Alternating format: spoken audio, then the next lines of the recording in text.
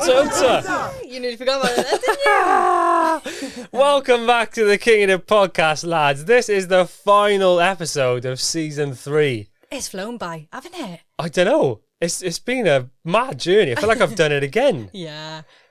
Brilliant, though, to talk about the story again, to get it all coming back, you know, not that we don't ever speak about it or let people know that we've done the Mongol Rally, you know. Nice t-shirt, babes. Thank you. If you are watching today, welcome. Good morning, good evening, wherever you are. You can see that I have on the Mongol Rally t-shirt that the Italians gave to me. Oh, and what I a bunch of nearly legends. Yeah, it was brilliant.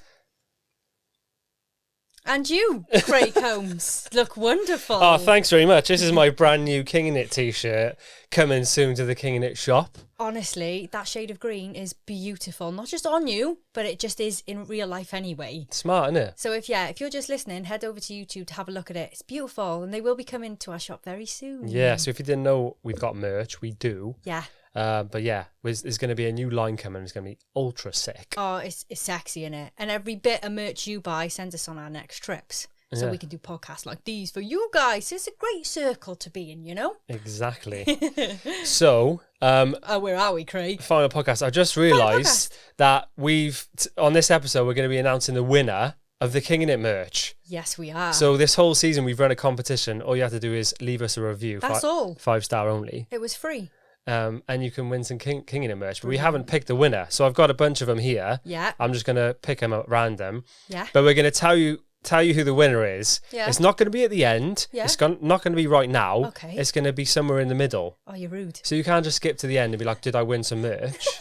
You got to be a true fan. Hey, our fans are our proper fans. You've got great fans, Craig, and they will listen to this whole thing. Yeah. So keep your eyes peeled for that, lads. Yes. Final episode, babes. Final bloody episode. Honestly, this is mental. There's so many things that we didn't tell you. So many stories that happened in Mongolia. Yeah. So we're so excited to talk about this one, aren't we? I can't actually, apologies in advance, because this could be a 5-hour long podcast. It's going to be a long one. We've got 2 of our beautiful friends coming on, Rob and Aidan, who helped us no end at the end of the rally with all kinds of things. And the stories that we've got together, but they just last us a lifetime, Craig, honestly. They really will. And without these boys, you know, it just wouldn't have been what it was. We wouldn't have crossed the finish line, put it that way. No spoilers or nothing. Yeah. If you don't know what's going on or what's happening, this season is about the Mongol Rally. You're a bit late to the party. Which we did, I know. I mean, you're 10 episodes late. But let me just explain it quickly. We basically drove a shitty little Fiat Panda. No offence, Fferanda, babes. I mean, she was. She ended up being very shitty. Yeah. From Barry, which is in South Wales in the UK, 12,000 miles to Russia. Madness. Madness. Utter madness. What a brilliant journey. It was unbelievable, wasn't it? It was unbelievable, Craig. Yeah. Just thinking about it makes me smile. Yeah. Up until now, we've been on the road for 65 days. Fantastic. What was that Jackie Chan film? Around the World in how many days? I don't know. I've never seen that. Like 52 or something. Oh, wow. We were a bit slower than Jackie Chan. Don't bring that up then, Craig. Makes us look stupid. We had a better time than Jackie Chan, though, didn't we? Yeah, we did. Did he have any mates, or did he go on his own? Yeah, exactly. Exactly. So in last week's podcast, if you were listening, Fferanda babes actually died. Oh, where's your bloody sound? Well, we effects? haven't got a boo or anything because you know they're bad vibes, isn't they? You're the shittest DJ I've ever met. Wah, wah, wah. So we knew in our heart of hearts that we should never leave a man behind. Never. So we decided to stick her on a truck. Yeah. So whilst our car is on a truck, on its way to meet us in Ulaanbaatar, we're in the car with the Italians. Yeah. Our beautiful friends Riccardo and Lorenzo. In Mongolia. Driving through the desert. Yeah. So we made a promise to Fferanda babes. We were like, babes, we're taking you to Russia. Yeah. And not just Fferanda babes. What's his name? Oh my God. Your one and only child that you've ever bared, Craig. What? Babe. Andre 3000. Yeah, our dinosaur mascot that was on the roof. We made promises to them both that we would take them to the finish line. So that was our mission. absolutely. And on this episode, you're going to see it all unfold, lads. Yeah, I mean, even if me and Will got into a fist fight because of Andre 3000 and how heavy he was and how much room he took up on the roof rack, I was going to get him to the finish line. Before we delve into all of that, massive, huge, massive, giant thank you to our sponsor. Our sponsor. Babbel, who sponsored this whole series, and if it wasn't for them, we wouldn't have done this series. Exactly. So thank you, guys. They're our first ever sponsor as well, so they mean something because they also sponsored the rally, didn't they? Yeah, you did. Great company, great app, like great way to learn a new language. Yeah, great people as well. I love it when you work with companies and the people who you interact with is super nice. Yeah. So, Peter, if you're listening, thanks, mate. You get us. Do you know what I mean, Pete? You get us. Somehow they pay us to do a podcast. So, have you ever wanted to visit a country and, delve into the localism? Yeah, that's lovely. With a little local tonguage. Wow. You haven't got that one written down, have you? Babbel, if you're looking for a new motto or a new little line. You can have that one for free, lads. Check it on your website. You get loads of hits. But not only that, I can't even repeat what you said, but not only will that happen, but it opens many doors, travel opportunities, different careers, chances to make friends in different countries. So it's not just learning a language and being smarter by using another part of your brain. You've got all that. I feel like we've learned a lot about learning languages just from talking about it on here, haven't we? Yeah, definitely. But yeah, 100% recommend Babbel. We've said most of these on the podcast before if you've been listening, but it's so easy to use. It's like super interactive. You can talk to it and then it'll talk back. It'll tell you if your accent's right. Yeah. There's flashcards as well. So if you do a whole lesson and you get like 3 of the sections wrong, it'll tell you which mistakes you've made and then you can go back in and do flashcards. Yeah. It's so cool how it works. I love it. I've been doing loads of it this week actually. Yeah. Because I slacked off for a bit, but I've been back on it. And with Babbel, there's 14 different languages to choose from. Yeah. I have been learning Indonesian, but I want to move on and do Spanish. But yeah, they do all the... We do Spanish together. Would you do that? Yeah. I mean, it might take me a little bit longer, but as you say, like they're only like 15-minute lessons, aren't they? So it's not like you've got to go home and do your homework, and it takes ages and it's not very exciting because it's good fun because it is like a game, isn't it? Yeah, in a way. It is. But no, I would love to learn Spanish. Should we do that, babes? That'd be romantic, wouldn't it? I was just going to say, Craig, Beatrice romantic. There you go. That's French, isn't it? Yeah. Yeah, done that one. Done that last year. Completed that. Completely, mate. So right now, Babbel is actually offering our listeners, and our listeners only, 6 months free if you purchase 6 months. Fantastic. It is a brilliant offer because, you might start it, get 6 months in and think, I could do with a little bit more. And then that's just going to be free then from there on out. Imagine you learn a language every day for a year. Imagine, Craig. Imagine that. Imagine that. All you have to do right now, lads, is go to babbel.co.uk/play and use our code KINGINGIT. Which is KINGINGIT. Babbel is spelled BABBEL.co.uk and use the promo code KINGINIT. There you go, lads. Jump on it. You're welcome. We're welcome. Thank you so much to Babbel and everything. Hopefully they'll sponsor season 4. Wink, wink. You listening, Pete? You listening? So we woke up in the morning in the desert. There was 1,000 goats. I know. Just 1,000 goats.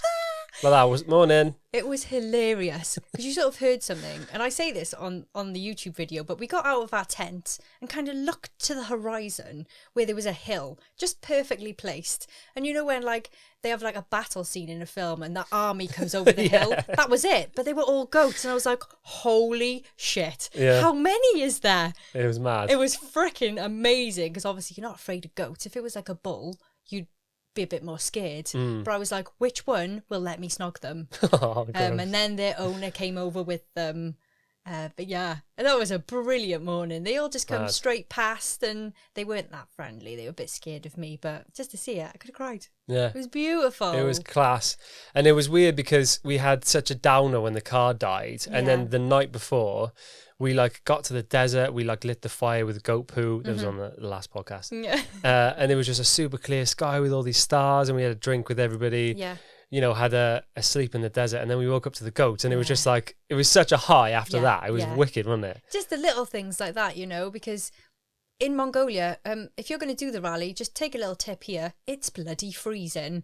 In Mongolia it is, yeah. Bloody we didn't hell. actually realise, because all of the rally had been hot, especially Iran. It was like 45 degrees. So, yeah, we weren't really prepared for that. So in the morning, we put all our clothes on, came out, made ourselves a coffee, and then all these goats came, and it was just lovely. It really was. Superb.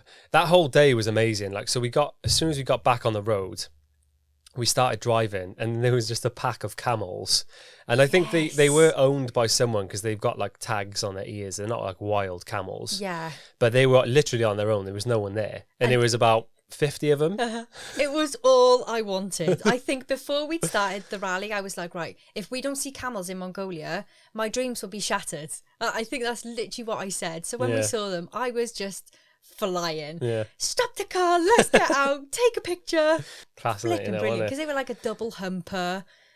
And was that the brand? That's the brand. Well, I got a double humper, double humper over here. They're expensive, that brand. And it was just so brilliant to see such a culturistic animal in Mongolia. That's their a culturistic animal. Yeah, they're not native to Mongolia, though, are they? No, didn't we have that as a fact earlier? Probably. But you think Mongolia, I think camel. Do So you? I was really happy to see them. That day was just so good. So we were driving, and the best part about Mongolia is that you don't see anybody for ages. You can drive for 45 minutes and not see one car. Yeah. So there were sections where, we mentioned this last time with Ollie, but we were all riding on top of the cars. Yeah. And like, it was so dangerous, rules. but it was no rules. Yeah, it was no so police. fun. So we drove for a while, and then we ended up finding like a little camp spot next to a river. And it looked really nice, apart from the dead horse. There was like a dead horse. There was like a skeleton there. Yeah. So it was a bit fausty. But it was down, wasn't it? It had become very windy, and we were like, if we're going to camp tonight, we need to go behind a wall or something, and there just wasn't anything. But this was actually a bridge, wasn't it? So we turned off the bridge and gone to go like near the underneath of it. Yeah, but it was the coldest night of all time. Yeah. It was so cold, and it's probably because me and you only had a summer sleeping bag to share. And it was blowing a gale. Yeah. I don't know what the temperature was, but we had like every layer we had on, and we were hugging each other like pretzels, like wrapped around each other. Yeah, and obviously with tents in the wind, there's like, the poles are touching and clanging, and the wind's blowing the material on the tent, and oh god, yeah, we were just so cold to our core that it was probably the worst night's sleep we'd ever had. It was horrendous. It was terrible. I hated it. Yeah. So we started swapping cars at this point, because we were just like getting cocky. We were like towards the end. So Jess actually jumped in the blue poo. And Jess, being the driver that she is, she ended up popping a fucking tyre, didn't she? Bloody useless. Oh, here we go. Absolutely useless. So we had to change a tyre in the desert. So there's a bit of banter between Craig and Jess, because Craig, were you the only one in our team that popped our tyres? Not me to throw you under the bus or nothing. I popped two, yeah. Yeah, and Jess would always take the piss out of you for doing it. She loved it when I popped one. When it happened to Jess, Craig had to step in, didn't he? Well, I didn't at the time, but this is my comeback, All right. Ah! We know you're listening, Jess. So we'd driven so much, like through the desert, and we'd made up quite a lot of time, and we were only 5 hours away from Ulaanbaatar. Yeah. And it was like everyone was getting so tired at this point.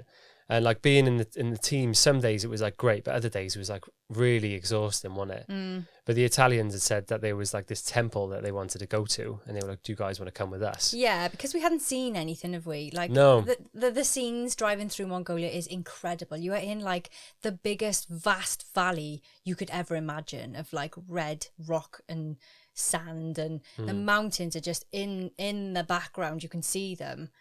But there's nothing else. It's just road, and it's just like soil and sand. Yeah. So yeah, we really wanted to do something, because we hadn't done anything apart from driving, which just takes up so much energy. Yeah, it does. Because even though you're not doing anything. So yeah, the guys wanted to go to a temple that they'd written down, didn't they?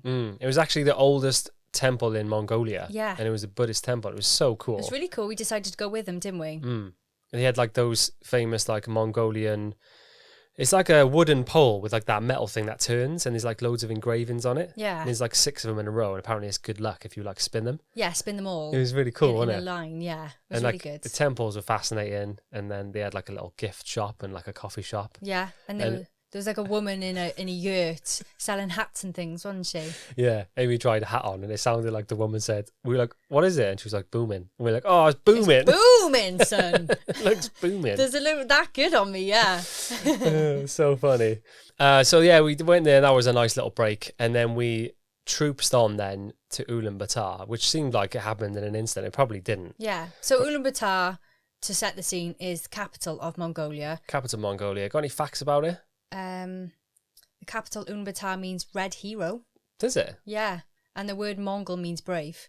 Which takes us on to our next section, really, of the Mongolians in Ulaanbaatar, thinking they're all red hero braves. Oh, honestly. Right. So we made it to a hostel. So we all checked in. There was a whole bunch of rally people there. Yeah. So this is like basically your last stop before you do the mission from Ulaanbaatar, across the border, and then to the finish line. Finish line, yeah. And But what do we have? How long do we have left?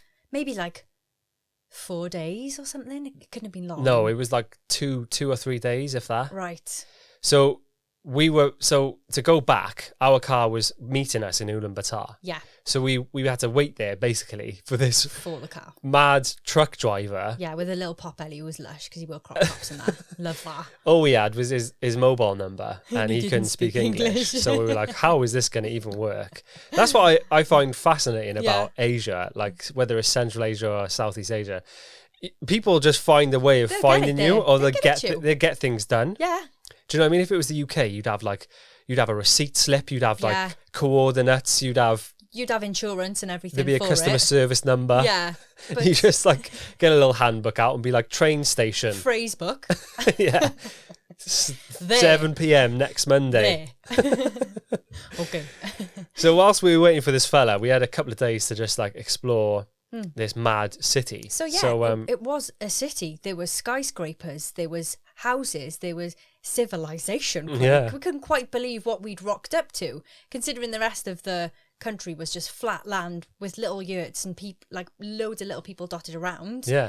This was mental. It was like, I'm not going to say London because obviously not, but you know, a section of London. Yeah, it was it was really built up. Yeah. I was really surprised. Very surprised. Yeah, it was beautiful and very modern. But I think I don't know if you've got it as a fact, but the population of of Mongolia, the majority of it is squashed into Ulaanbaatar.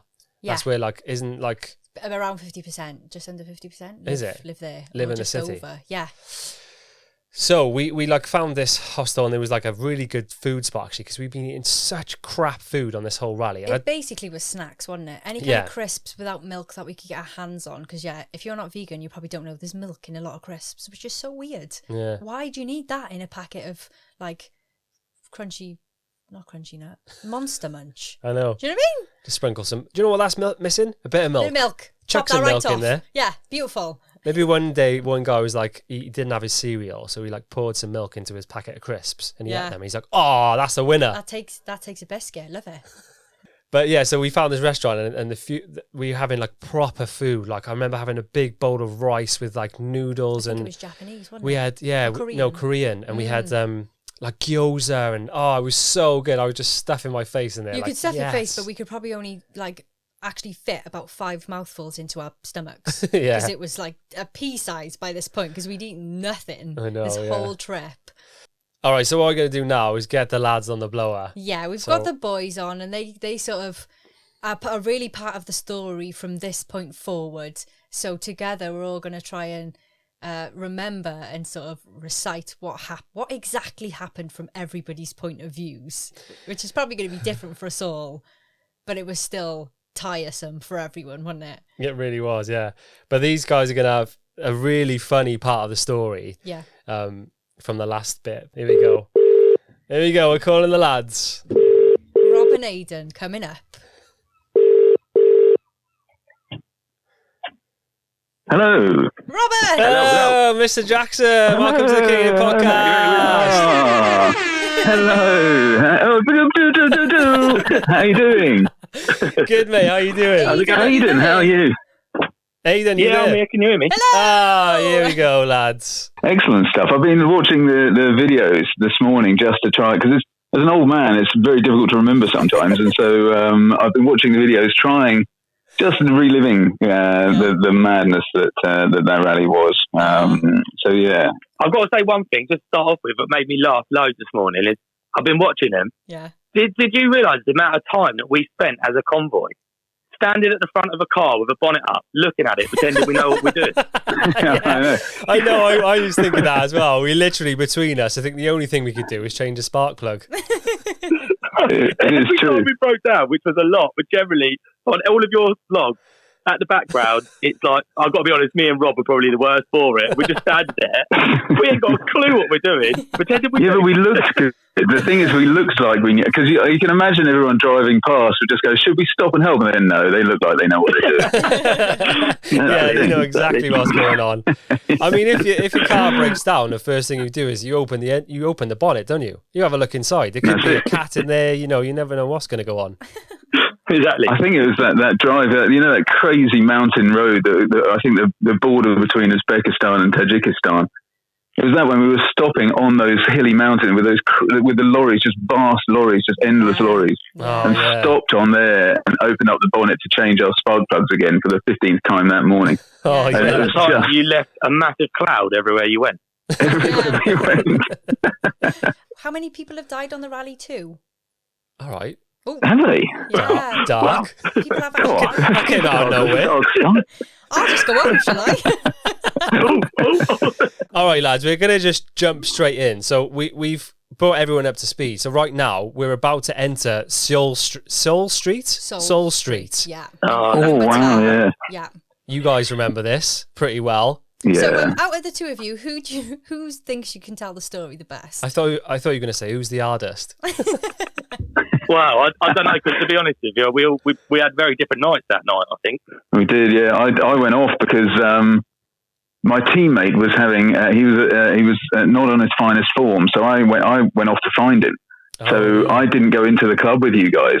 I didn't experience that. Okay. Fortunately, by all accounts. So I only went into the club the following morning. I would have done, I know. I just have that vicious streak in me. But so I didn't witness this. I heard about it, and it's weird that it has that reputation. Yeah. We were told about this beforehand. So for people who don't know what Seoul Street is, there's actually a Vice documentary on it, and it's notorious for street fights and people just the locals beating up Westerners, basically. Yeah. So we thought themselves, because remember, like, the national sport of Mongolia is wrestling, and I think everybody does that as children. Yeah, and they're big boys. Yeah, they are big boys. So we thought the only way to test out that theory was to just go and see it ourselves. Experience. And the key is to take Sam. The key is not to take Sam. Do not take Sam. So literally, like, we thought this was all hype. We thought maybe, people had seen a few fights. We were walking down the street. We hadn't even got into a pub yet. And there was two guys in the middle of the street with their tops off. Shirtless. Throwing massive haymakers at each other. Yeah. And we were like, oh my God, do not make eye contact. Just keep on walking. It was terrifying. But we did manage to everyone other than Jess. I think Jess wanted to have it. Yeah. Tiny Tornado was on it. But we did manage to find a pub, which was at the start. It seemed quite nice. Yeah. So we all sat around. They did these big jugs of beer, and Will was actually leaving us from Ulaanbaatar, so it was kind of like Will's send-off night. Yeah, he gave a speech and everything, didn't he? So Will did a speech, and I don't know if you remember this, Rob. You probably do, but we were being a bit loud and boisterous, and one guy turned around and he was like, "Shut the fuck up." Yeah, that's right. That is absolutely right. I remember that well. And he was literally like the most normal looking guy. He just looked like someone who could be your uncle. Yeah, he did. That was so extreme. You're Mongolian uncle, right? Yeah, we've all got one.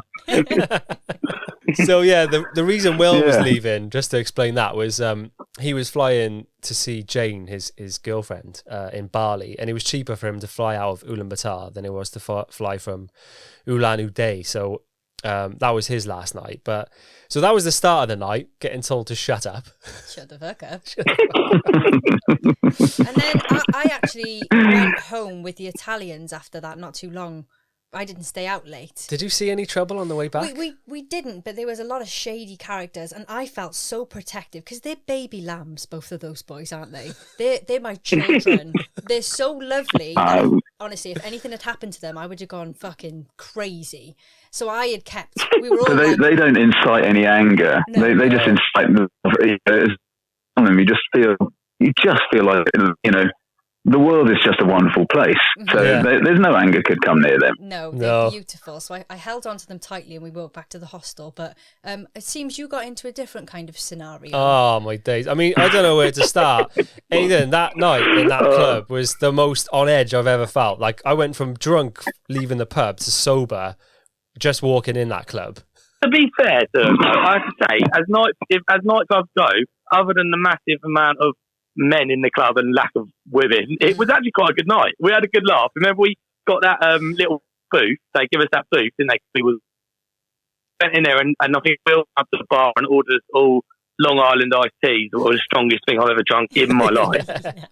And then, because we was in there with the Shenlong boys as well. And we was actually having quite a good time, weren't we? Yeah. Sam just called. So what happened? His job. What was the first problem? So basically, Sam befriended this guy, and so he was sat at the bar with this guy, and this guy kept buying him drinks. Right. And I can't remember because it was so long ago, but I think the crux of it was he asked for Sam to buy him a drink back. And did Sam say no, or he didn't have any money or something? I think he said something like that, but you've also missed the part of he was sitting with this guy, but also trying to crack on with what could have been his sister or his friend or whatever at the same time. And also, at this point, he'd also plugged it. He also asked to have his plug his phone in behind the bar. That's right. Phone in his charger. None of us were part of this. He's just gone off on his own and just spoke to some random people in this club. Yeah. Yeah. It was mad. And so the weird thing was that this guy had a friend with him. And the friends could see there was one point the guy started getting a bit aggy with Sam. So the other Mongolian guy was trying to stick up for Sam. Right. And then the two guys disappeared, and the guy who was sticking up for Sam came back with a broken nose. Oh, Jesus. There was blood all over his face. Blood all over his shirt. And so the next half an hour was just us trying to get Sam out of fights. Oh my He got gripped up so many times. And then Can you remember that time as well where we was in the lift and so this bloke, he had hold of Sam and he just wouldn't let go. And Sam being Sam, kept winding him up. He was nicking his hat and all sorts, winding him up. But anyway, I managed to, what I went in there and I was like, come on, and trying to settle this thing down. Yeah. And got his hand off of him. And then the bloke let go of Sam and grabbed me. Grabbed you, yeah, I know. Oh, mate, it was chaos. I was like just freaking out, thinking no one got punched yet? Yeah. So yeah, we were just doing that all night and just trying to avoid fights, basically. How much was a drink in the bar? I can't remember. Do you remember, Aid? I remember it was very expensive to get in, wasn't it? I think it was about $30 or $40 to get in. Was it? It was really expensive. I think the drinks were about they were expensive as well. So I remember thinking, bloody hell, we've been seen off there. Yeah. Mad. But then again, when we say this is expensive, this is after 3 months of travelling, spending not a lot of money. So it might not have been that expensive. But I remember the following day. Yeah, go on. We had to go and get Sam's phone because he'd left it in there. He'd left it. And we went in, me and Robin went into this empty nightclub and just said, a mate of ours has left his phone here. And he was like, well, I haven't got a phone. I'm like, oh, shit, he obviously hasn't got the phone. And he said, who can you describe him? So I said, he's just like a funny little English sort of wanker. And the guy went, I don't know. And we couldn't prove that it was Sam's phone. There's no way of proving it. But fortunately, the guy let us have it. Yeah. And then we got to the hostel, turned it on, and that's when we found out that this whole time Sam had been referring to the Italians, who we called the Italians as the French guys. That's how it came about. I remember that. That was hilarious. Oh, I love that kid. He is. So that is like a running joke with us now, even though both of them are Italian. We call them French Ricardo and French Lorenzo. Yeah. God, dude, that made me laugh. Oh, he's a funny Classic Sam. So that night, it didn't end there. No, it didn't. It didn't end there for me anyway. You brought the drama home for I me, brought a didn't you, bit of drama. Oh yeah, you had all that. Oh yeah, in the hostel.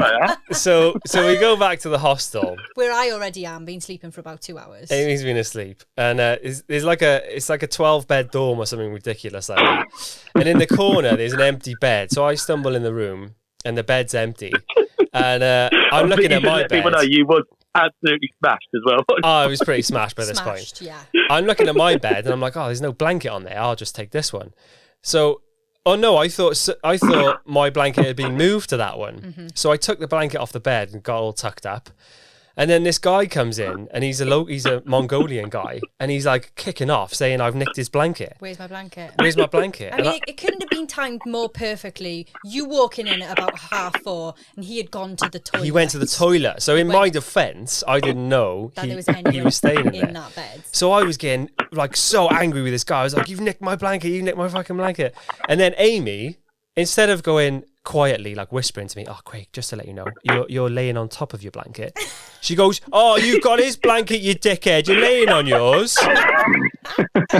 So then, but the worst part, there was two guys who were on the rally, two English guys, and they were so scared because me and this guy were arguing. They thought there was going to be a fight that they left the hostel. They got out with at like 4 o'clock in the morning with all of their stuff. And I apologised to the guy. I don't know how the Mongolian guy didn't spark me out because I tried to shake his hand because I was drunk and confident, and he was so adamant he didn't want it. He was absolutely raging. I was fearing for my life that night. I was thinking I can't go to sleep. He's going to just punch me out. So yeah, Craig had got in, basically sat on top of his duvet, and then realised, oh, I haven't got a blanket, so took the other guys. And I just think... I don't know how no one got a punch that night. I have no idea. I honestly don't know. Honestly, it's a mystery. I don't know if it was that night or another night, but another scene, it could have been another night. Me and Amy heard all this shouting out of the window, and we looked out, and there was basically a girl and a guy, and they were screaming at each other. Yeah. And crying their eyes out. The guy was on his knees, and basically the girlfriend just smashed him in the face. Him. She battered this guy. There was blood all over his face. Yeah. It was terrifying. And we were just like, oh my God. And then they got up, kissed, and walked off holding hands. Yeah, it was really strange. I thought... And that's Mongolia. That is Mongolia. I thought she was getting beaten up. I was ready to go down there and try and stick up for her. But no, she had it, and she was hurting him. She was battering him, yeah. God. It was a strange... It has that feel of that place, though. Yeah, it's got an aggressive feel, that city. I was expecting a lot from that city, but it was. I found it to be really. There's something about it. There's a sort of an undercurrent going on around that place. Yeah, there really is. Yeah, it wasn't pleasant. They're crazy. Ollie and Will decided to stay there for a week. I know. Yeah, exactly. Yeah. Locked themselves in. Of all the places. So to go back to our car, it was somewhere still, and we were waiting for it to arrive in Ulaanbaatar. So whilst we were waiting for the car, this is what we were doing, just entertaining ourselves in this mental city. But luckily, the lady in the hostel was really kind, and she was calling the truck guy for us. Yeah, because she could obviously speak. Yeah, she was great. Speak Mongolian. So it was just a waiting game at this point. Because it was supposed to arrive at 10 a.m. and it was nowhere to be seen. So we were kicking off really because we had to go. We needed to be at that finish line, at that ending party, because the only party left was the one we needed to make. And it was like the next day or something ridiculous. We had no time to make it. So yeah, we were all just sat around waiting for her to call in. We were all shattered. We all looked terrible. Everyone was probably hungover, and we were ready to hit the road, weren't we? Yeah. And we'd actually called the truck guy, and we asked him if he could take the car to the border, because we didn't actually have a plan when it arrived. Yeah. Because, Rob, your car just never would have been able to pull it, would it? The blue poo. It would have the exhaust was in so many different pieces. It had no power. And remember the noise of it round? The noise was so extreme. It was so extreme. And it wasn't going to get better. And yeah, I just had nothing. I had nothing to give. So... Yeah. I would have, like I said to you at the time, I'd have happily done it, but both of our cars would never have made it. Yeah, I had nothing. I had no power whatsoever in my poor little car. We only had one option, really, didn't we? Which was Ollie. Yeah, Ollie. So Ollie decided he wanted to drive his car back home. Which is mental to start with. Is mental, exactly. But he needed to stay in Ulaanbaatar to get a transit visa through Russia. Yeah. So where we wanted to be towed to was a 10-hour round trip, and nobody wanted to ask him because we just felt a bit rude, didn't we? Yeah. It was a big ask. But he said he would do it. Absolute legend. He was like, yeah, I'll do it for you guys. I'll take you. Because the other option, we did have another option. We were considering pulling it from where we were going to pick it up to the main road with the blue poo, and then hitchhike towing. Toes. That was one of our genuine ideas. I forgot about that. Yeah. Wow. What a plan. So the truck guy wanted $800 and there was no way we were paying that. It was double what he charged us to take it 3 days worth, to take it another 5 hours. And also, it was getting it off the lorry, because, you had to find a bloody great big bank he reversed the lorry onto, that we could then push the car off. It was such a weird thing. That was such a weird thing. It was so weird. So it was basically a waiting game. We were waiting around. It was supposed to get there at 10 a.m. We waited the whole day, and then it was getting late. So we didn't book that night because we thought we were leaving. Yeah, that's right. So the lady luckily let us sleep around on the sofas in one of the spare rooms. In one of the hostels, yeah. And then 2 a.m. Do you remember as well, they kept ringing, and so we kept ringing them, and the time kept changing. Yeah. So it wasn't like they just said, it's going to be this time. It was like 2 hours and another 2 hours and another 2 hours. Yeah.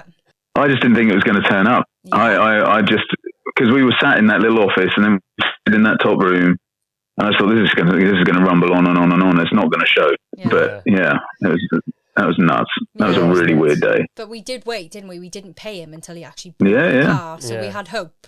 You know? And then we had a call at 2 a.m. and the gist of it was, meet me at the power plant. On a stormy evening. How did we find him? I have no idea. Not a clue. So somehow, this will always blow my mind. I don't know how we figured out, but we met him at this power plant in the middle of nowhere. It was pitch black. The other thing is as well, what people don't realise as well is that we're not talking like the power plant in Barry. We're talking like the power plant in Ulaanbaatar, which is like the size of Manchester. Yeah, it was massive. Yeah, no idea. But he did show up, which was fascinating. We waited there for a little while. But yeah, before we started, it was great because everyone was together. I remember we filmed the clip in the hostel and we said, let's do this. Everyone looked so tired, but there was so much faith. And, and then we all just did the old... Unsa.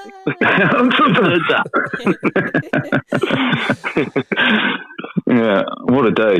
That was a crazy day. That was a really, really crazy day. To end the rally like that, with especially on, it's like a dark, stormy evening as well, and we were at a power plant, and there was all the flashing lights all over the place. Yeah.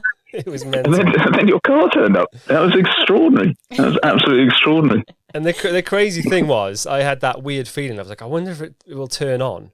And our microphone... I know, that was amazing. The microphone actually broke on the camera. Can you remember we pushed it onto that bank with him, and then he then sort of went forward, and we was like, oh, right, how do we get it off the bank? Yeah, we were all scratching our heads like, what's going to go on? But yeah, I turned the key and it came to life and everybody just went mental. We were all screaming like, oh my God, it's alive. Couldn't believe it. But that was also crazy. Surrounded by the power lines and on this dark evening, and it did feel a bit like Frankenstein. Yeah. You just turned it and the damn thing came back to life. It was amazing. The other thing is that the bloke who drove it must have thought, what the hell have I done this for? Yeah, he's thinking they could have driven it the whole way. Easy bastards. So at this point, it was us four, and we were with Will. We were dropping Will back. He came with us to say bye. Robin as well was in your car with you, Rob. Yeah. And then Ollie as well. So we had 3 cars in the convoy, and we actually set off at 4:30 in the morning. Having Did we really? Yeah, it was 4:30, and we probably had an hour's sleep Ready that night. for our journey at 4:30. Mm. And that was hours sleeping in a sofa as well, wasn't it? Yeah, we had a few days, but it was so wonderful, like how everybody was so determined. We really worked as such a brilliant, loving family that night, didn't we? Yeah. Whenever somebody was like, oh, we're not going to make it, somebody else would be like, no, we're definitely going to do it. Let's go, let's do it. Yeah. It was wicked. I know, in hindsight, it was a beautiful thing.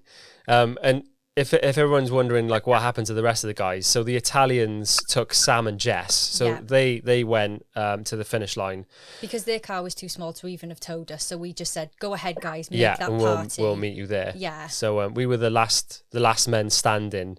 Yeah. 4:30 in the morning we set off. Half an hour into the drive. Yeah. Amy had a bit of an anxiety attack. Okay, so I get travel sick at the best of times, and because we were so close to the car in front and I couldn't see out, I got really travel sick. Yeah. And then I had the toilet was needed, shall we say? You had explosive diarrhea on the side of the road.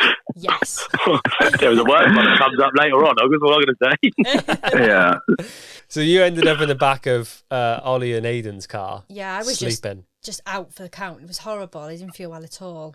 So luckily you boys are here to tell the rest of this part of the story, because otherwise... It was a write-off, yeah. It was a write-off. Because you got to remember at this point as well, Rob wasn't with us because he had gone back to take Will and said he'd catch us up. Oh yeah. I forgot about that. That's why Amy had to sort of clamber in the back of our car that was full of stuff. Yeah. Yeah. Yeah, because we went off just convinced that it would be all right. We were saying, we'll catch you up at some stage. Yeah. We were like loving it, thinking the car would go all right. Mm-hmm. And it did actually drive. Fferanda did her last 10 miles. 10 miles. In Mongolia. And then I was coming up to a hill and it just slowly died. Yeah. And we thought, we'll just tow it over this hill and she'll keep going. But that didn't work. That didn't work either. So that was that.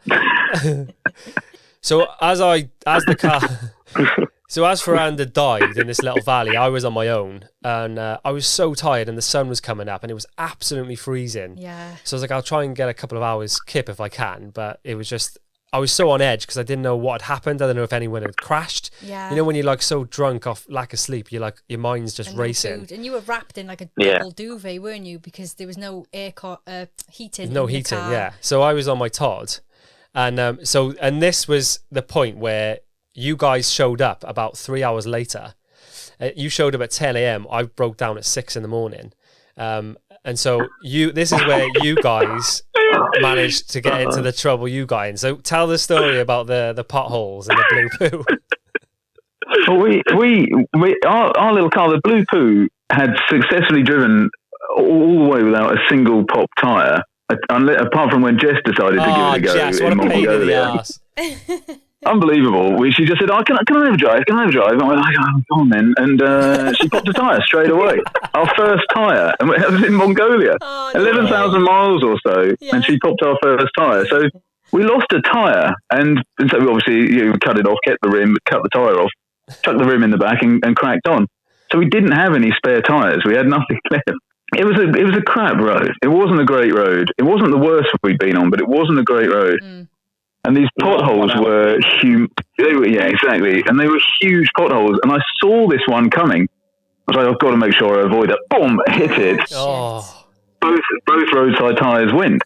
And this pothole was huge. You could have made that into a swimming pool. It was sharp as well, wasn't it? The edge of it was really sharp. Just nothing. We had nothing to do, and we had no tyres, and it was 5-6 o'clock in the morning, no tyre shops around, there's no one going to be open. We didn't have another car because it was just the two of us. Yeah. And we both sat there, Aidan, didn't we, in silence for quite a while. Aidan, you can take the story forward because it was all like MacGyver with his hammer. I've just never seen anything like it. That comes on later. What happened first is we were silent for ages. Yeah, I think we just looked at each other, and it was like, the only way I can describe it was like the owning fours and horses moment when they find out they got loads of money. And it was kind of like, shall you go first or shall I? We just both went and we went, we'll go together. And we just basically we just cursed for about, 10 minutes. Yeah. Repeatedly. Give us a little preview. Give us a little duet of what you sounded like. Well, it sort of looked, and we just sat there and just started fuck this rally. I don't fucking sleep. I don't fucking eat. Oh my God. It was very much like that. Exactly like that. But yeah, so then anyway, we gave up. Yeah, we gave up. But we gave up. We literally gave up. Getting there on time, we was like, right, let's see it. We got to wait till a tyre shop opens now. Yeah, we're just not going to make it. Because that's it, isn't it? We were stressed out because we were rushing. We had no time, and that is what caused the majority of our stress. That we had to go, and if something happened, it's just like, oh, that's it then. we've lost it. You know, we've lost. Because I think when we got to your car, we sort of worked it out that we said, right, if we just do a continuous drive, get there, and the border goes all well and all that, we'll probably get there just in time. That's it. Yeah. So we were sort of working off that, wasn't we? And so then we broke down. The tyres went. We done a little swearing thing, and then Robin actually had turned round because he was in front of us, and he came to us. Yeah. So then this is when Amy then woke up, and she had a bit of a bad tummy, and we was on the side of the road, and she had to do her business. That was quite funny. Yeah. we all did it. We all did it. I remember sitting there. I think Amy was asleep in my car at one point somewhere. Yeah. And there was this lovely long straight road, and I was desperate. It was on the way, and I was looking. I was thinking, right, no car coming from the left, and then there was one from the right. For that one to go, and I found this window of opportunity, right up and off, and it was everywhere. I was doing it once, and this bus went past, and everyone just waved. It was just so extreme. It was so extreme. That's one thing people have to be prepared for if they do this rally. There's a lot of that goes on. Oh yeah. But I was so ill, I didn't care. I didn't care who you was going. Me, saw me, smelt me. I did not care. I took myself away. I think that's just an ode to the comfort level that we were at that point. Yeah. Within the group, Yeah. we were just At one point in Kazakhstan, me and Rob had a poo next to each other in two tunnels. We didn't have any doors. In the tunnels. We did have a chat the whole way through. I know, chatting our way through it. Oops, pardon me. That's love. That is love there, lads. That's a brothership, that is. So back to the story, lads. So Robin turned up, and then me and Robin jumped in the car. I think we left. Oh, and I think Ollie was there as well. And stupidly, it was 5:30 in the morning, but we was driving around seeing if we could get a tyre shop to open. Yeah. We found a couple, but no one was in sight. And I think we'd done that for about an hour. And then and we'd done that, realised that wasn't going to work, come back to the car, and by that point, we'd all given up. So we had a massive club hammer in our car. And I was like, I'd seen Seth do it a bit earlier on in the rally where they had got a puncture, and he just basically, what looked to me like it just battered the shit out of the tyre and suddenly had air in it. Yeah. So I was like, I wonder if it works. And then Rob was obviously still probably telling some local the story of the day or whatever. I don't know what he was doing, something like that. I was just giving a speech. Yeah, exactly. And then, so I just thought, screw it, I'd have a go. And I basically just pounded the crap out of these tyres.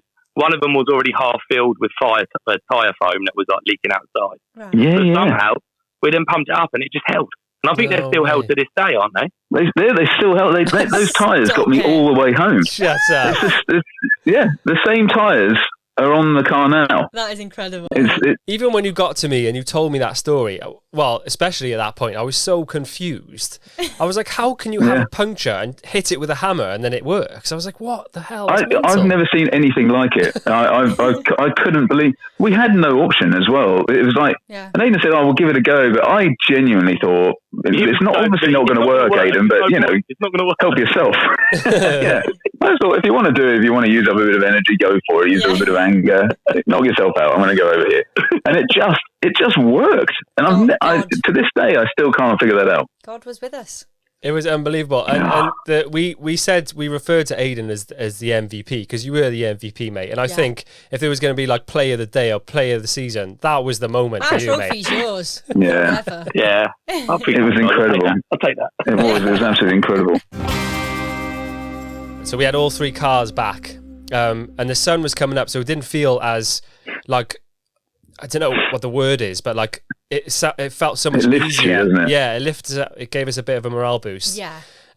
So even though it had done our structure by about 3 or 4 hours, we were still suddenly found his confidence of we're going to make it on time. Yeah. Why? I don't know. But we absolutely. So we found this little petrol station and just loaded up on snacks like you do. Yeah. And got back on the road. Amy B stepped up to the mic. Which you just shouldn't have let me do. Well, it wasn't your fault. It just happened. And then we got a couple of miles into the drive, and then the tow bar snapped. Yeah, so Aidan was towing, or somebody in the car in front, and they were just like, every time I brake or turn, you need to do the same thing. I was like, right, just gotten over loads of diarrhea and sickness, and I was just like trying to concentrate, but somehow I managed to snap the tow bar. It wasn't your fault, but it was just another one. We were just like, just another one of those things, wasn't it?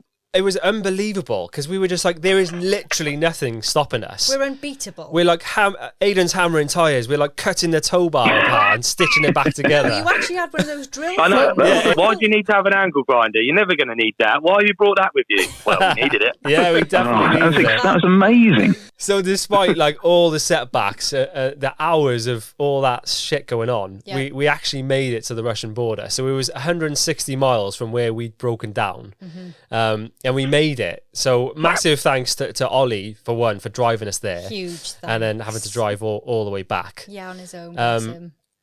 But yeah, the time was ticking. So we switched to the Blue Poo. To take us across the border. Rob's Volkswagen, which was struggling to even pull us up a tiny little gradient. I know, yeah. The border.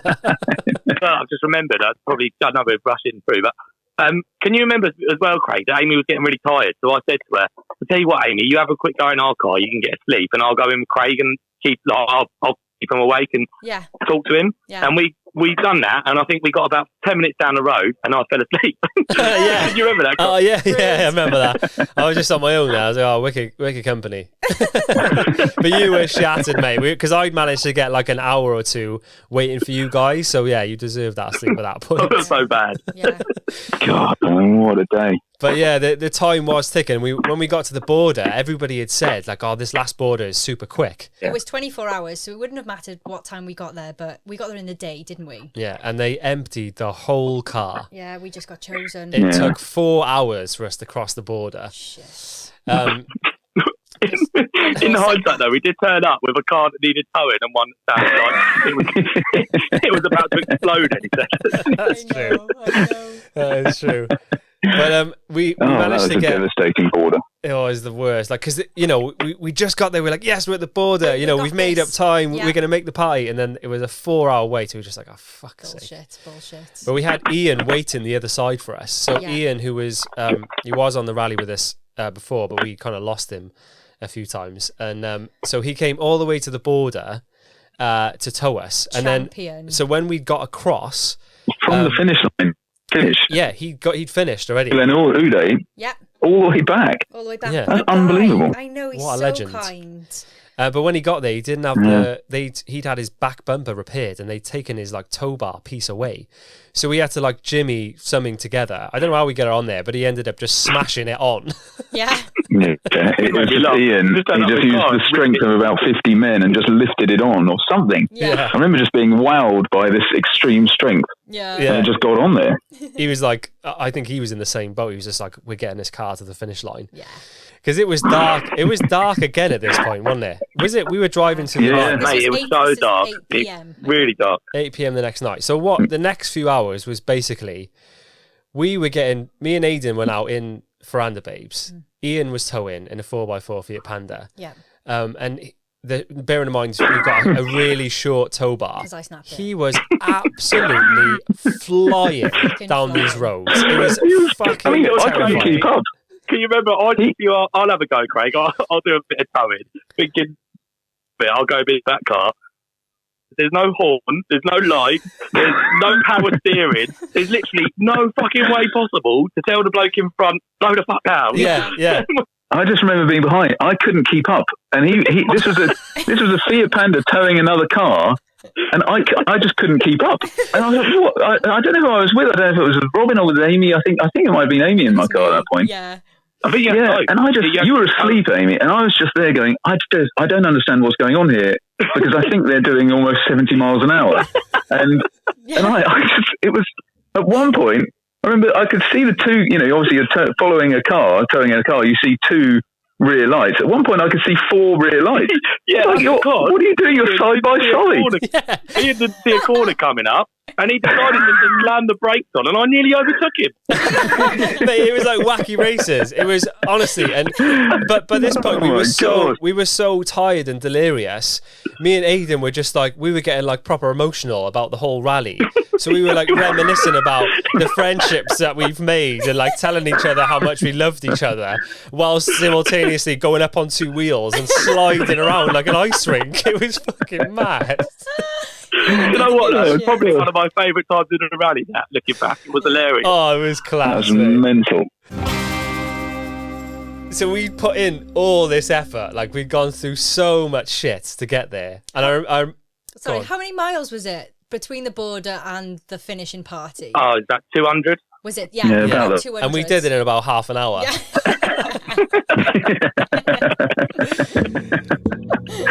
But then after all the effort, I remember you saying, Rob, like, if we don't get an applause, I'm going to be fuming. Yeah, you wanted a standing ovation. I don't even want to talk about it.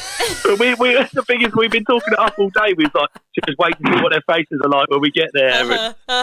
Yeah. And it was so funny because when we came to edit it, obviously we built this whole story around how it was so difficult. And so when we wanted it to end like a big high, but the reality was we were all so disappointed because we turned up to the hostel and there wasn't a single person in there because they were all at the finishing party. All at the party. And I remember we were like, it was so bizarre. It was like, we were all just like silent, looking at the floor. Huge disappointment. Looking around, and we were just like... Such an anticlimax. Oh, it was the worst anticlimax of all time. Because the thing is, like as Rob said earlier when I was talking to him, like everybody knew about our car. Yeah. Because of all the drama that had gone on. If you met somebody, they'd go, I've heard that. But you don't know who they'd heard it of. But everyone knew our story. Knew our group, which is crazy. So I think we thought, oh, they're going to know. And when we arrive, they're going to know that it was tough for us to get there and everything. Yeah. And they'll be like, yes, they've made it. But yeah, no. Well, this is the dull thing. I think in our sleep-deprived delusion, I just assumed that everyone was just going to be sitting there waiting, watching their clocks. Yeah, I think we were going to go, oh, is that a car? Is that a car? Yeah, I'm not starting this party until they arrive. Yeah. I think we were so delusional. No one gave a shit. Yeah. We believed our hype so much. We thought we were going to like have a red carpet rolled out for us. And in reality, when we actually got to the door in the place, there was literally a guy there, and he went, "Oh, you've made it. Well done, guys. You've made it. Congratulations."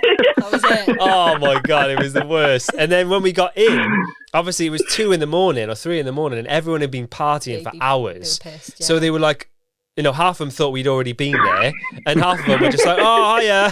It's like, oh my God. Everyone was smashed. Old Marcus had no trousers on. I remember that much, but it was such an anticlimax. I think, but we had in reality, no one was going to do that. Yeah. But I think we thought our day was so extreme. Yeah. It deserved that. It genuinely deserved that. We were so proud of ourselves. But we just didn't get it. That's the thing. Yeah.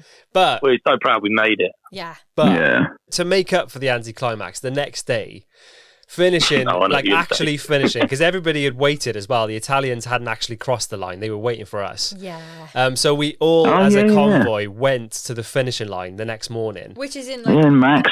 The town square, isn't it? Yeah. They put it like public for everybody to see, which is cool. And so finishing, actually getting there, and we pushed Fferanda on, was it last or first? Yeah. I can't remember. Last. It was last. Pushing that car on, it was just the best feeling ever. And it was just a perfect analogy of what had happened on the whole rally. We tried to push it as a team, the three of us. Yeah. Me, Amy and Jess. And we struggled on the ramp. So everybody jumped in and pushed it all up onto the finishing line. We actually watched that back amazing. Just to give us just to recall everything that happened. And I nearly cried watching that bit. Yeah. It was so super emotional.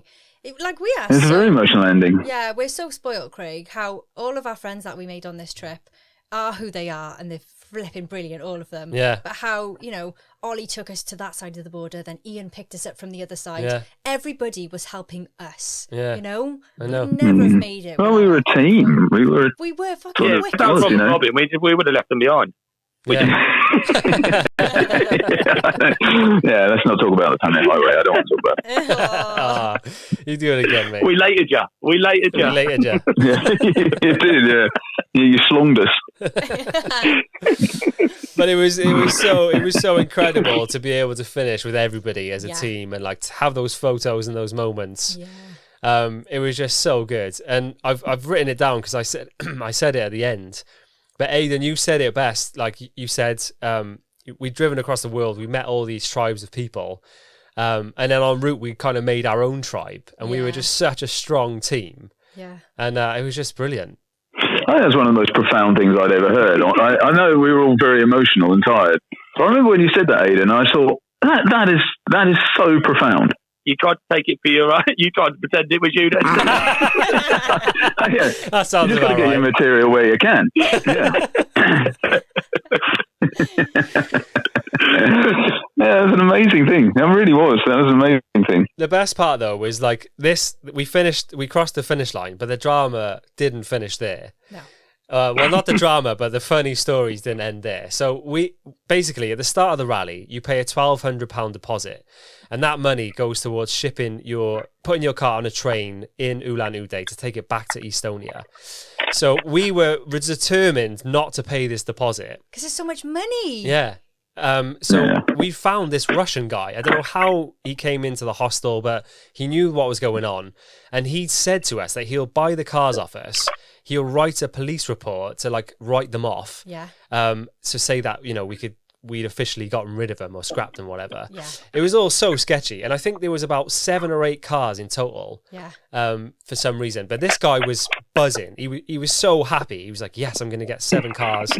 And then But he was Mongolian. He didn't speak English, so we brought his translator to the hostel to do all he this. was Russian. Oh, Russian. Yeah, we were in Russia at this point. Of course. What a nutter! He had 7 absolutely destroyed cars. He was Battered, mate. They were Oh, battered that's such a cars. strange decision. So he said he had like a bit of farmland, and he just wanted them there. I don't know what he was going to do I with don't them. know either. But anyway, so he invited us for a meal in this restaurant, and it was so bizarre this whole night. So it was like a really posh restaurant, Very posh. and they'd sectioned off this room for us. It was like this super long table. Big grand table. Grand that would fit table. us all, yeah. He was like, was he the owner of that, or was he just known around there? I think he might have just been He was just well known. He whether he was some sort of gangster type, but everyone knew him, and they just welcomed us all in. Yeah. Put us in this extremely ornate room, Yeah, and then just proceeded to fill us with vodka. Vodka. Yeah. Lots Can of you it. remember as well, though, before we got there, we were so annoyed about it because we had all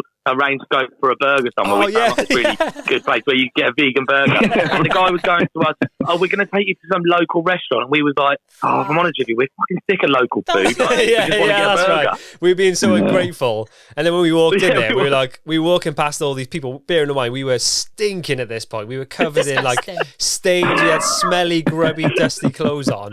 And we were walking through the Rob still had restaurant. his suits on. Yeah, there's people with suits and really nice cocktail dresses and stuff. And then this riffraff of smelly people just going into this room. Because there were quite a lot of us. There must have been about a dozen of us, 20 of us. Yeah. Yeah, because there was all the people from the hostel that we just invited along. We had no idea who they was. Yeah. Yeah. So why don't you come? Yeah. And the funniest part about it was like, so we had this tradition on the rally, which Rob started, where whenever we'd like sit down for drinks or whatever, we would do speeches. Yeah. So all these people who were with our convoy had to sit through all these speeches, and they didn't have a clue what was going on. You couldn't even speak Oh, and the English. Italians gave the most beautiful speech. Oh, I remember the Italians just gave this wonderful speech. Because I don't think Jess or Robin were drinking the vodka, but I was like, well, I'll have it. And so You must I was have drunk about smashed. a whole bottle on your own.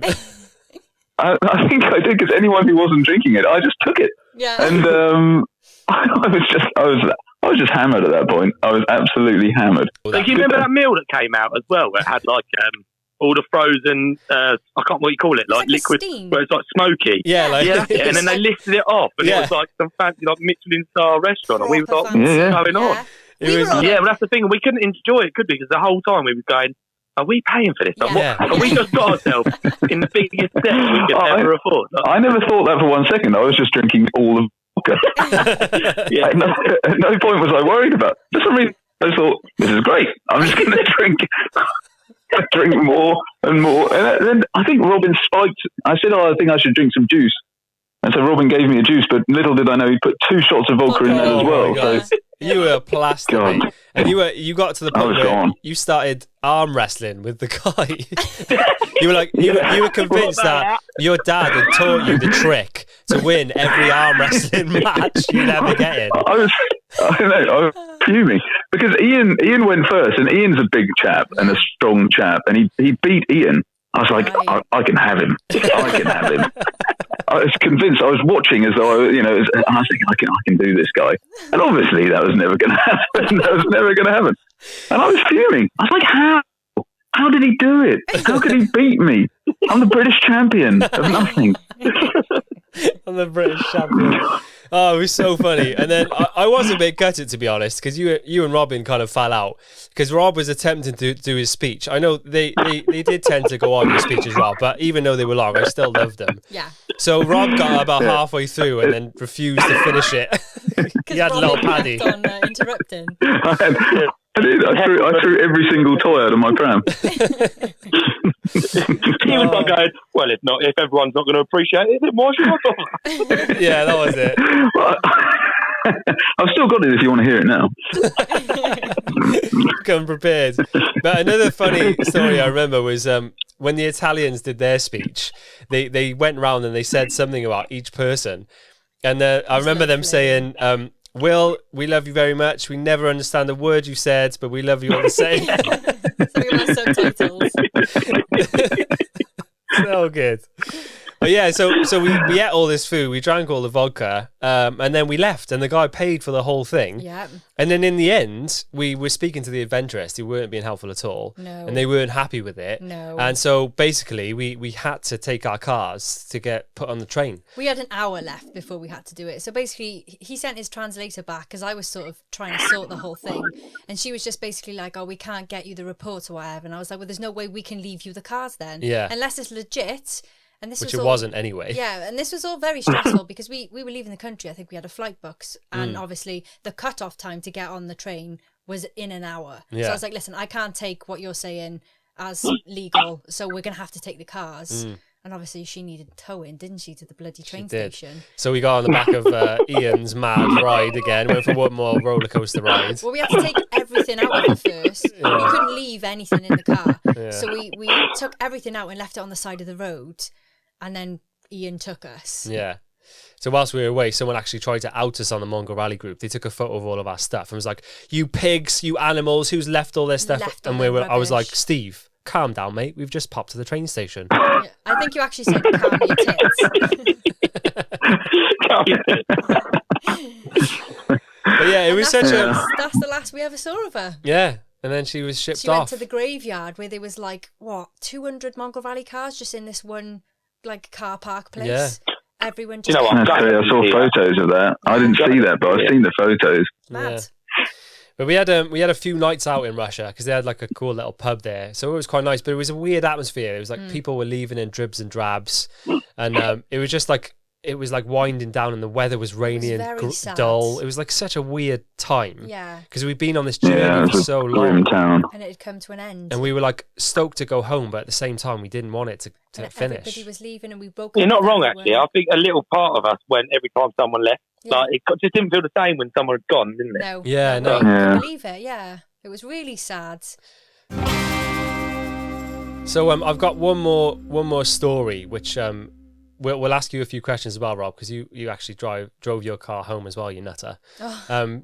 Loved it. As we were driving back to the airport, so this is the final, we got a taxi. We'd agreed a price with the woman in the hostel, and it was me, Amy, Jess and Ian. Yeah, we'd all got on the same flights. So we got on this taxi with this agreed price, and when we got there, the taxi driver doubled the price. Yeah. And it was pennies, the difference. He said our bags was too heavy. Yeah, so he tried to get some more money, and we were like, no, get our bags out, and he wouldn't open the boot. Yeah, he was being really shady. So then Ian he's a big guy. He flipped, didn't he? He flipped, yeah. Something flipped in his head. So he was wrenching the boot open. He got our bags out, and then this guy got in his face, and he squared up to the guy. Up to him, and this guy bulging eyes now, he's gonna kill him. Yeah, and the guy was squaring up as well, but he looked a bit scared. Yeah, I mean Ian was massive because he's tall as well. He's 6'2" or something. Yeah, he's a big guy. So we get our bags and we're walking, and there was an island. And then there was a zebra crossing, and then there was the airport entrance. Yeah. So I'm like, bloody hell. I was like, Ian, calm down a bit, mate. It's fine. I was like, stop that. You and Jess what are you walked doing? off. That's ridiculous. There's no need to start fighting. I was fuming. Yeah. I stayed back just in case it kicked off, and they needed me to step in. Back up, yeah. And then, and then as we were approaching the airport, I was looking around, my last look at Russia. And then all of a sudden, it was screeching tyres. Yeah. I looked to my right, and this taxi was rocketing towards us. Yeah. I thought that was the end, mate. So we're going to die. I was like, this is it. My life flashed before my eyes. And then at the last second, he swerved around us. Dickhead. And Ian... Wow, I've never heard that story. Yeah. And then Ian, just deadpan, just went, And I was green. And like almost on the verge of shitting myself. But Ian just wasn't even fazed. No. But yeah, that's incredible. That was our last moment in Russia. Yeah, we were. That was a grim town. It wasn't a great town, Ulaanbaatar, and the weather really sort of it supported our mood. It was so grim, wasn't it? And so grey and wet, and that was not a great. Yeah, and like Aidan said, every time someone left, and yeah, just me and Robin. We just left us, and I was happy, very happy to leave that town. Yeah, because remember when the double-decker bus was parked up, they got broken into. They took all of their footage, their cameras, their drone. Oh yeah, I remember. They lost all of their stuff. They parked up on the square where the finish line was. So yeah, there's a bit of a dodgy. Yeah, it's a funny little town, that. So we'll ask Aidan first. What was your favourite part of the whole trip, mate? Favourite part? I wasn't expecting that. That's a hard one. Probably when we was, to be honest, in Turkmenistan, I just loved it. Well, Iran, really, the whole of Iran was the best part. Like, for me, we'd all meet each other, getting to know each other, and obviously, as we said before, it was more the people you was with as opposed to where you was. Mm-hmm. But just Iran in general, I think I was expecting it to be so not like, I was just a bit anxious going there, and do you know what I mean? You know who goes to Iran? Like, what idiots go to Iran, sort of thing. And we get there and we're like, this is mad. Brilliant. Why does everyone want to be our friend? Like, what's going on? This is really weird. And, it was just the best, and the place was really cool. I just really liked it. I'd quite happily go back. Really. Yeah, it was class. So probably Iran. Good answer. What about you? What about you, Rob? Well, my favourite part, without sounding sort of corny, but my favourite part of the rally was the convoy, because it changed everything. It was me and Robin were having a great time. We would have had a great time. But there's only so much of me he could take, and vice versa. And so to suddenly meet all these people. And at the time, Robin and I are very independent guys, and we were like, "Oh, we'll do like you said yourselves. We'll convoy with them, and then we'll do one." And but yeah, the actual but that was kind of what we thought. We thought, we don't want to be held up. We don't want to do this. If breakdowns happen, we don't want to. And blah blah blah. You think like that? And, we were the same. We were the same. Yeah. Yeah, and the thing is, but then the convoy just changed everything. It just changed absolutely everything, and from that point forward, it was just incredible. It was absolutely incredible. The people, we were so lucky. Yeah, so lucky, because a lot of teams broke up and a lot of friends were lost and all sorts. But our convoy was just solid all the way through, and the stuff we went through together. Yeah, it was absolutely amazing. The convoy was the best thing 100% for me. And Mongolia, driving through Mongolia, that crazy sort of like, 1 minute we're on incredibly fresh tarmac, and then we have to go down this steep bank and drive back through the sand, and stopping every moment, on these brand new roads to play football or cricket, and camping in the under the stars like that. Mongolia was just something else. Incredible. It was absolutely something else. I agree. Going back to just saying like one particular point though, when I was probably happiest, I've got to be honest with you, like not cultural at all, but that first night in that hotel in Turkmenistan was probably one of the funniest times I've had. Yeah, it was so good. That one of my favourite parts of that. What a laugh that was. Yeah, just the beers and Rob's that speech that night was the funniest. Remember me and Aidan just crying. We go, it's just a different culture, and it's so funny. Do you remember when Ian nearly killed Robin? Slammed him, I have nightmares about that. I have actual nightmares that he actually did kill him, because it was so close. It was so close. But that was a great night. Yeah, after all the not being able to have a beer and what have you, that was a great release. And it's just one of those nights. Everyone needed it. Yeah. So yeah, that was a good choice. Yeah. What a time, lads. The only thing we need to do next is plan our next adventure. Yeah. I know. Cape Town. I'm missing Scotland. Absolutely gutted. Yeah. I'm gutted you both won't be there, guys, but we understand. But yeah, I mean, there will be a time when we're all ready. And as you said, Rob, Cape Town sounds flipping wicked. London to Cape Town is the dream. That is the dream. I'm down. Yeah. You down, Aid? There we go. You said it now. We've got it. All I'm saying now is I'm not taking any. Yeah.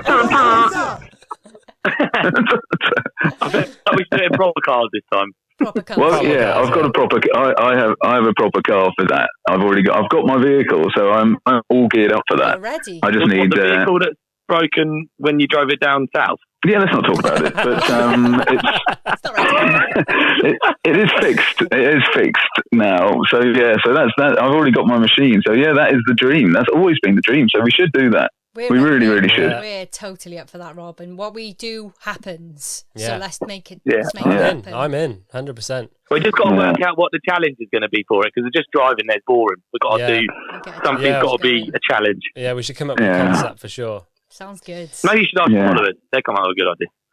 Who? That's true. Followers. Oh yeah, for sure. Well, if you're listening now, I'm sure I could ask mine, but it's it's basically I'm not going to get a great response. Exactly, yeah.